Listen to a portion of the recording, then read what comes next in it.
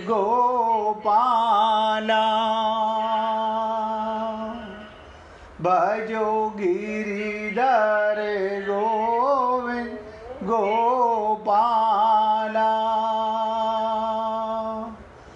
भजो मुरली मनोहर नंद लाला भजो मुरली मनोहर नंद लाला भजो गिरिधर गोविंद गोपाला भजो गिरिधर गोविंद गोपाला भजो मुरली मनोहर नंद लाला भजो मुरली मनोहर नंद लाला भजो गिरिधर गोविंद गोपाला भजो गिरिधर गोविंद गोपाला भजो मुरली मनोहर नंद लाला भजो मुरली मनोहर नंद लाला भजो गिरिधर गोविंद गोपाला भजो गिरिधर गोविंद गोपाला बोलिए वृंदावन बिहारी लाल की जय जय श्री राधे जय जय श्री राधे। सभी भक्तों से निवेदन, बहुत एकाग्रचित्त होकर सत्संग के प्रत्येक शब्द को पूरी एकाग्रता के साथ हृदयंगम करने का पूरा प्रयत्न कीजिएगा। चर्चा चली आसक्ति के बिना हमारा कल्याण नहीं हो सकता, और बताया भगवान ने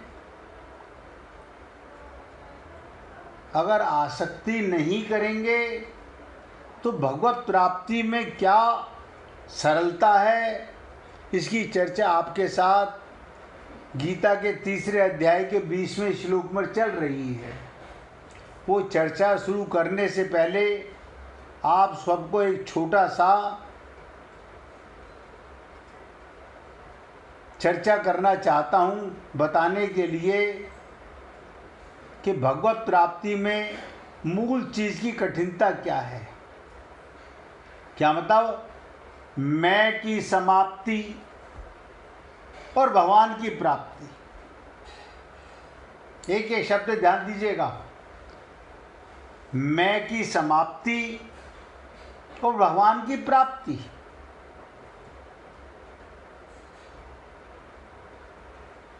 आप कहेंगे मैं की समाप्ति पहले भी आपको सुना चुका हूँ, लेकिन किसी भक्त को याद नहीं होगा कि मैं मिटा नहीं और भगवान मिले नहीं। माता कैकेयी को प्राप्त हुआ अद्वितीय ब्रह्म ज्ञान।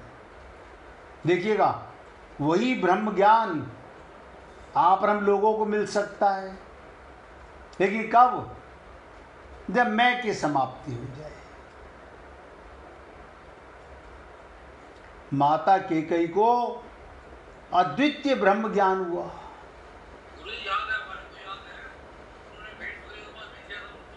हाँ हाँ जी, हाँ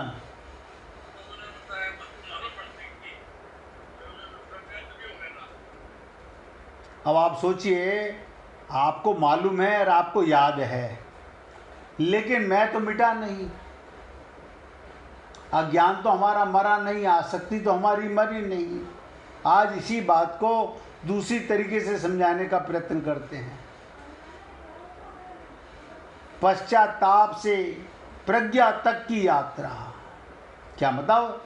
रामायण को यदि केवल घटनाओं की कथा न मानकर, गीता को केवल अर्जुन और भगवान का संवाद न मानकर, इन सारे धार्मिक ग्रंथों को केवल घटना नहीं मानना चाहिए, आत्मा की यात्रा के रूप में देखा जाए, जीवन की यात्रा के रूप में देखा जाए। तो इसके प्रत्येक पात्र हमारे भीतर, हमारे अंदर रामायण के सारे पात्र दिखाई देते हैं।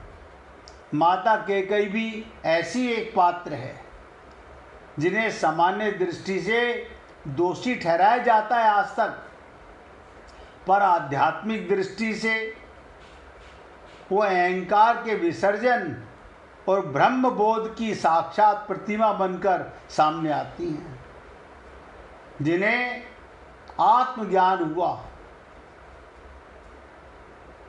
उनके जीवन की कथा हमें सिखाती है, ईश्वर कभी भी किसी से भी द्वेष नहीं करते, भगवान किसी से द्वेष नहीं करते, बल्कि हर जीव को उनकी चेतना के स्तर पर पहुंचाने का भगवान प्रयत्न करते हैं। अयोध्या का उत्सव और कैकेयी का अंतर्द्वंद, ध्यान से सुनिएगा। अब तक जो लीला सुनी थी, अब पलट के सुना रहा हूं। अब बहुत ध्यान से सुनिएगा। अयोध्या का उत्सव और कैकेयी का अंतर्द्वंद 14 वर्षों के वनवास के बाद, 14 वर्षों के वनवास के बाद जब श्री राम अयोध्या लौटे, रावण का अंत हो चुका था, अधर्म का नाश हो चुका था, वो धर्म अपने सिंहासन पर विराजमान था, संपूर्ण अयोध्या दीपों से जगमगा रही थी। किंतु इस प्रकाश के बीच एक हृदय ऐसा भी था जो आत्मग्लानि के अंधकार में डूबा था। वो थी माता कैकेयी। राजमहल के सम्मान था, सुविधा थी, पर भीतर वो टूटी हुई थी। उन्हें बार बार यही प्रतीत होता था कि उनके कारण राम को वनवास मिला, सीता का अपहरण हुआ और अनेक कष्ट सहने पड़े। ये पश्चाताप केवल भावनात्मक नहीं, अहंकार के टूटने की प्रतिक्रिया थी। तो भगवान राम के चरणों में शरणागति, स्वयं एक दिन वो स्वयं को रोक ना सकी कैकेयी, राम के कक्ष में पहुंची, नेत्रों में अश्रुओं की धारा बह रही थी, स्वर कांप रहा था।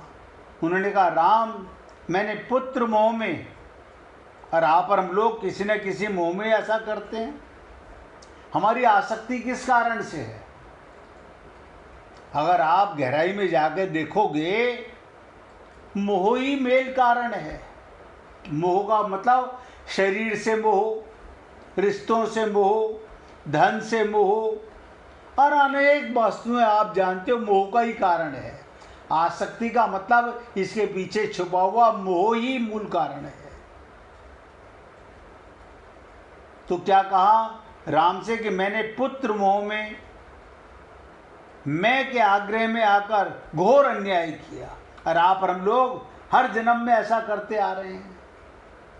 हर जन्म में मुझे कोई ऐसा मार्ग बताओ जिससे ये जलता हुआ पश्चाताप शांत हो सके। अभी आपके और हमारे हृदय में जलन नहीं है, हमारे हृदय में कोई जलन नहीं है, मिल गए तो ठीक है, नहीं तो कोई बात नहीं, भगवत प्राप्ति हो गई तो ठीक। लेकिन हमारे हृदय में भगवान को पाने की ना तो वो आग है ना वो जलन है। तो पूछा,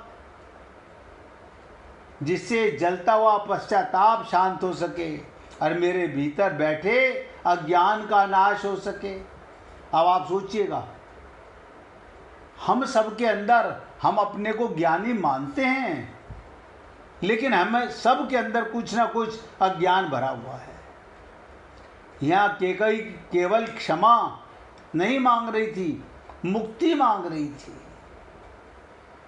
राम का दिव्य उत्तर, माता को उठाया, स्नेह से उनका हाथ थामा और कहा, माते ये सब केवल विधि का विधान था, आप स्वयं को दोषी ना माने।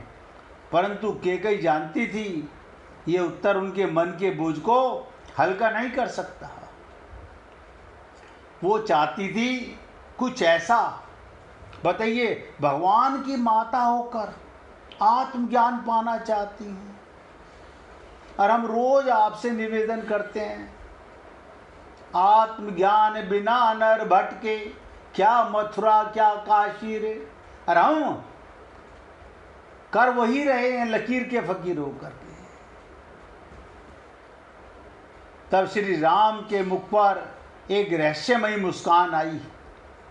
उन्होंने कहा, माते आपकी शांति का उपाय कल लक्ष्मण आपको स्वयं दिलाएंगे।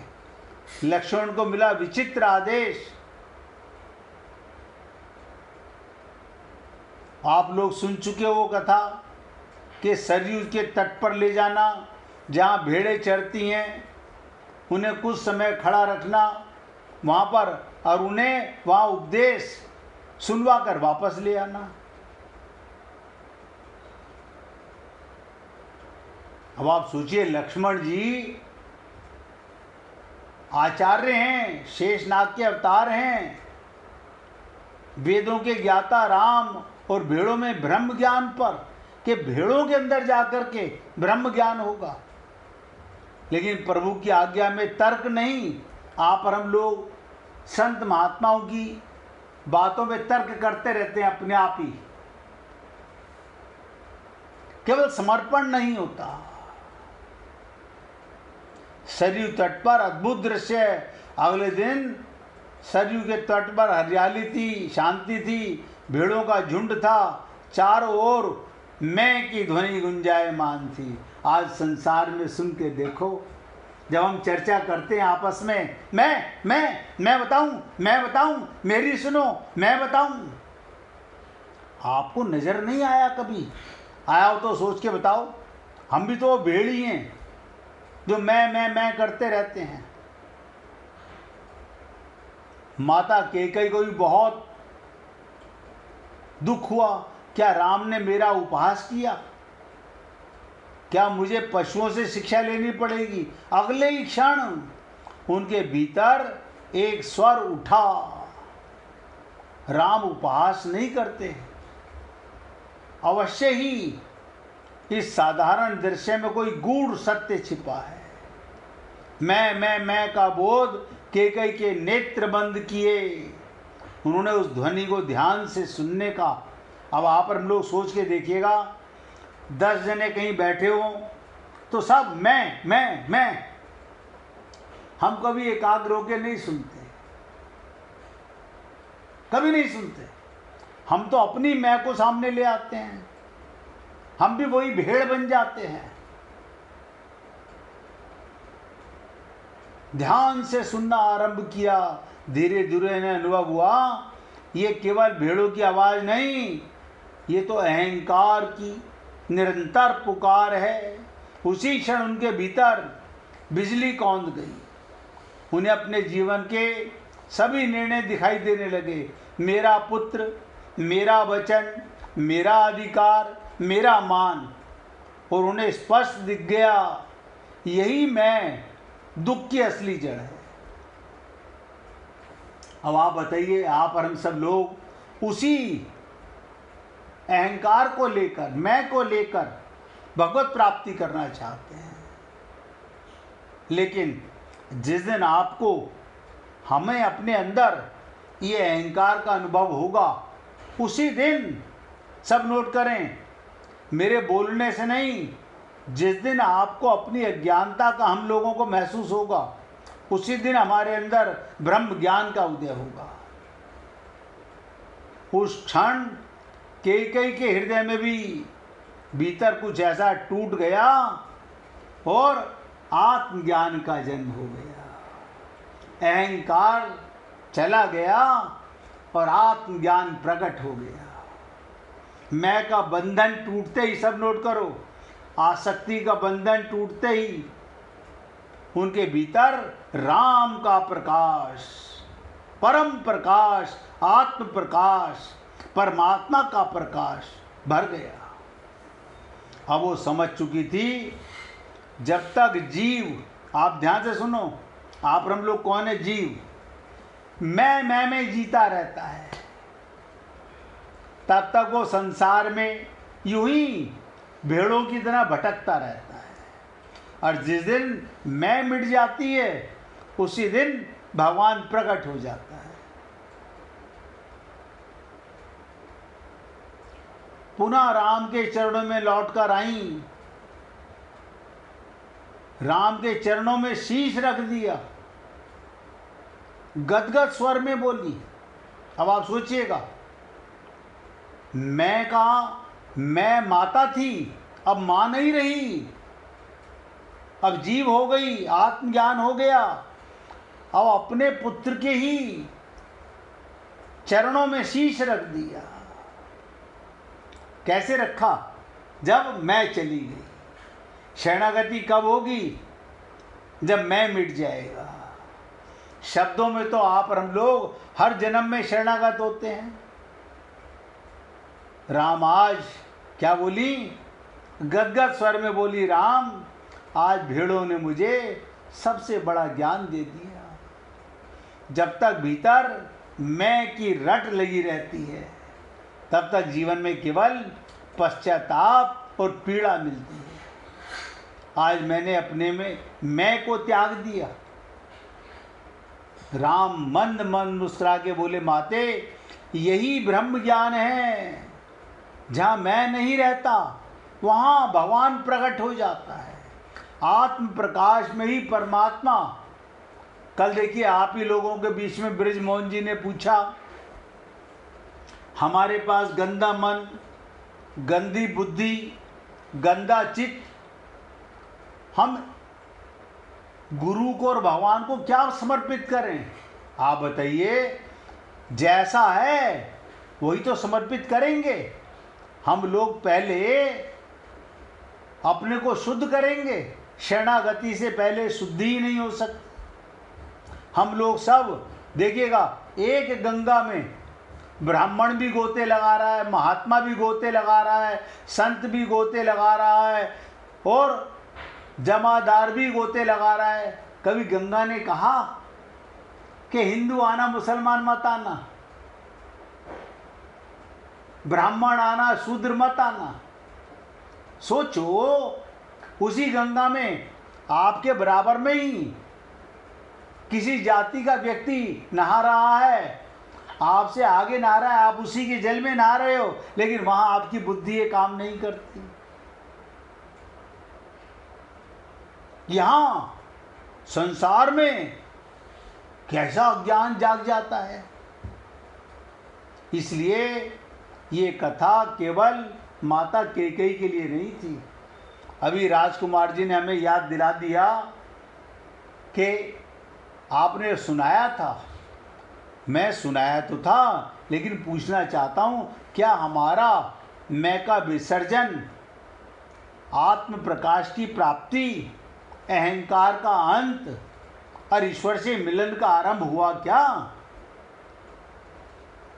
अब आप कहोगे, हम कौन सी भेड़ों के पार जाते?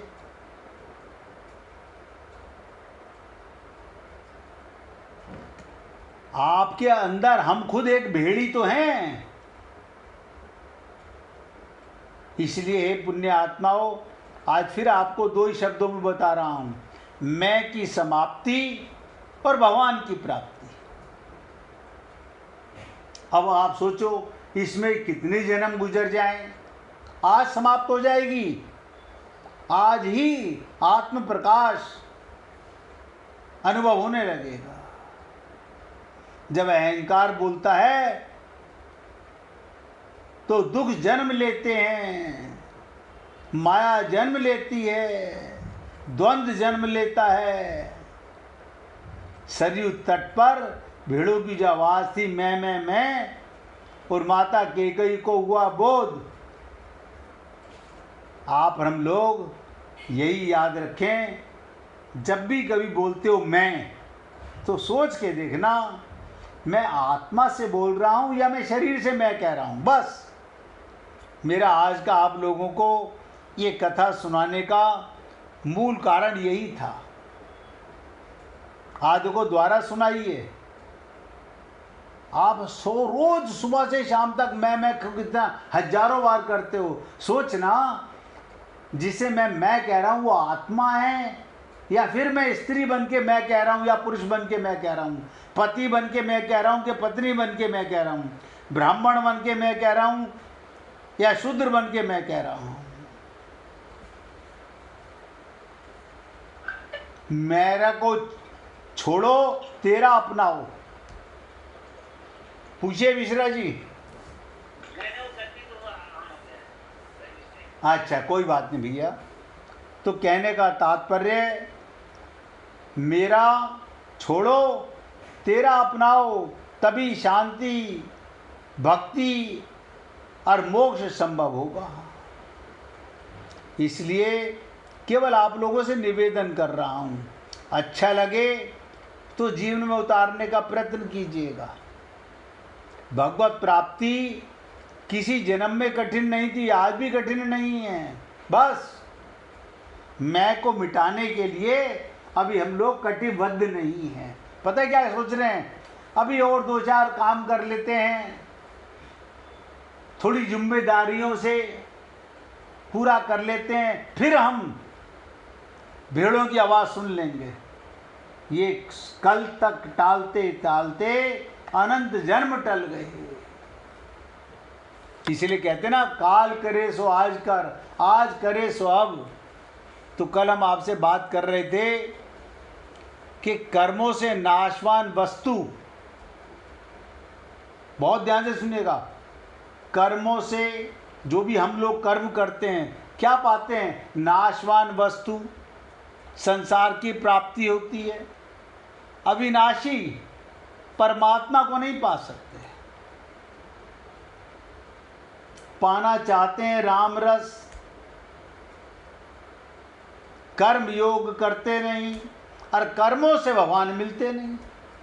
जरा सी फेर है कर्म और कर्म योग। भगवान के निमित्त किया हुआ कर्म कर्म योग, अपने और अपनों के लिए किया हुआ कर्म कर्म योग नहीं, स्वार्थ कर्म है, आसक्ति कर्म है। हमें लगता है हमारा क्या स्वार्थ है, हमें लगता है अपने आप को, हम अपने आप को 100% मार्क खुद ही दे लेते हैं। हमारा कोई स्वार्थ नहीं है, हम तो निष्काम भाव से कर रहे हैं। क्योंकि संपूर्ण कर्म, कल की बात रिपीट कर रहा हूं, नाशवान शरीर, इंद्रियां, मन आदि के संबंध से होते हैं। अब आप सोच लीजिएगा, आप जो भी कर्म करते हो अपने को शरीर मानकर, इंद्रियों से, और अपने को मन बुद्धि से मान के करते हो, इनके संबंध से कर्म करते हैं। नाशवान क्या? शरीर, इंद्रियां, मन आदि के संबंध से होते हैं, जबकि परमात्मा की प्राप्ति नाशवान से सर्वदा संबंध छूटने पर होती है। ये कल की कसौटी थी जीवन की। परमात्मा की प्राप्ति कब होगी? जब नाशवान शरीर, मन, इन सब से आपका संबंध खत्म हो गया। शरीर में रहोगे, परिवार में रहोगे, लेकिन आपका संबंध मैं चला गया तो परमात्मा से हो गया। कल यहाँ तक चर्चा आपके साथ की गई और निवेदन किया गया, जागने का मौका है। जल्दी में तो मैं आपको एक दिन में एक नहीं 4-4 श्लोक सुना दूंगा, लेकिन उस जल्दी का करोगे क्या? अज्ञान मिटा नहीं, आत्मज्ञान हुआ नहीं। गीता भी सुन ली, भागवत भी सुन ली, हमने गरुड़ पुराण भी सुन लिया, हमने सत्संग भी सुन लिया, हमने चारों धाम की यात्रा भी कर ली, और भेड़ वाली मैं आज भी जिंदा रही। तो सब धोखे में गया ना। बस मन में एक भ्रम कर लिया, हमने इतना दान कर लिया, इतने भंडारे कर लिए, इतना हमने ये सब कर लिया, ये सब कर लिया।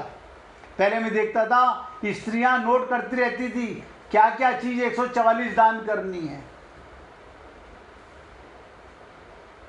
अरे अपने अहम को त्याग दो ना। त्वदीय वस्तु गोविंदम, सब कुछ तेरा है, फिर सब कुछ दान हो गया, आपका कुछ है ही नहीं। बाकी ये दान पान करने से अगर भगवत प्राप्ति होती तो बड़े बड़े राजा महाराजा भगवान के लोक में बैठे होते।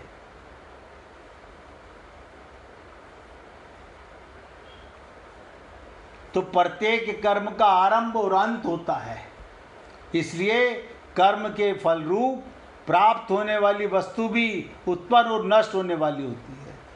कर्म करके आप कुछ भी प्राप्त करोगे, वो उत्पन्न होने वाली और नष्ट होने वाली, बस। इसका मतलब आपकी सारी जिंदगी कफायत हुई। क्यों?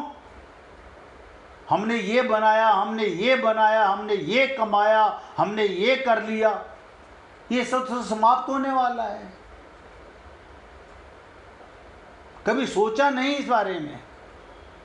कर्मों के द्वारा उसी वस्तु की प्राप्ति होती है जो देश काल आदि की दृष्टि में अप्राप्त हो। सांसारिक वस्तुएं बस, जो कि हर क्षण मिट रही है, उसकी प्राप्ति कर्म साध्य है। परंतु परमात्मा, ध्यान दो, परमात्मा को पाने के लिए ना तो कोई देश का नियम है, ना कोई काल का नियम है, ना कोई वस्तु, ना व्यक्ति आदि की परिपूर्ण, वो तो नित्य प्राप्त है। परमात्मा नित्य प्राप्त है। उसको पाने के लिए हम कहें, पंडित जी जरा देख के बताओ, हम हवन का मुहूर्त क्या है, विवाह का मुहूर्त क्या है। किसी पंडित से कभी ये भी पूछना, भगवत प्राप्ति का मुहूर्त क्या है। आज तक किसी ने पूछा नहीं होगा। मैं आपसे बोल रहा हूं, अगर इतना ही विश्वास है तो पूछ के देखिएगा कि पंडित जी भगवत प्राप्ति का मुहूर्त का समय निकाल के बताइए पत्रे में। और कोई पंडित बताए तो मुझे बताइएगा।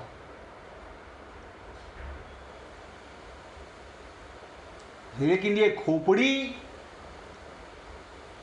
सत्संग तो सुनती है, करती वही पाप है जो हमारा मन कहता है। इसलिए वो नित्य प्राप्त है, उसकी उत्पत्ति विनाश परिवर्तन से सर्वदा रहित है।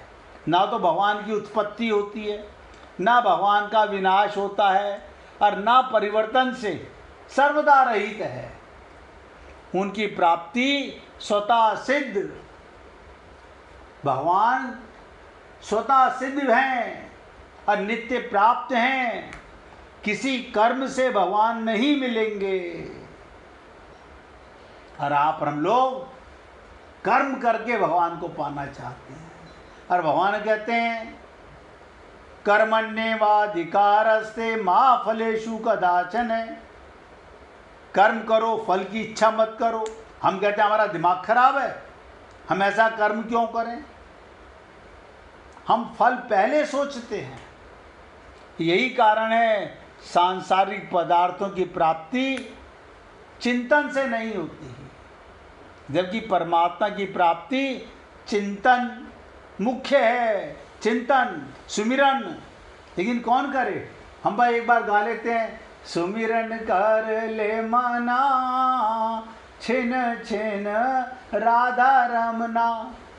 ये सुमिरन करके छोड़ने के लिए सुमिरन नहीं होता। हर सांस में हो सुमिरन तेरा, उसे सुमिरन कहते हैं। जो करके छोड़ दिया गया वो सुमिरन का है का। अगर आपको आत्म प्रकाश जाग जाए, आपका संबंध परमात्मा से हो जाए, आप किसी सद्गुरु की शरण चले जाएं, तो अपने आप सुमिरन होने लगेगा। करना नहीं पड़ेगा, करना होती है क्रिया और होना होता है आत्मबोध। अब आप सोचिएगा, आप अपने को पुरुष मानते हो, स्त्री मानते हो, इसके लिए क्या करते हो? आपने कोई पूछे आप कौन, आप छूटते बोलोगे आपको दिख नहीं रहा मैं पुरुष हूं, मैं स्त्री हूं। यानी ये तो आपका ज्ञान है, आप आत्मा हो, ये ज्ञान नहीं है। आत्मज्ञान होगा तो सुमिरन होगा। क्यों? आत्मा का संबंध सदा परमात्मा के साथ है और शरीर का संबंध सदा संसार के साथ है। आपकी गलती नहीं है, हमारी सिर्फ इतनी गलती है, हमारा मैं नहीं मिटा है, हमारा ज्ञान नहीं मिटा है।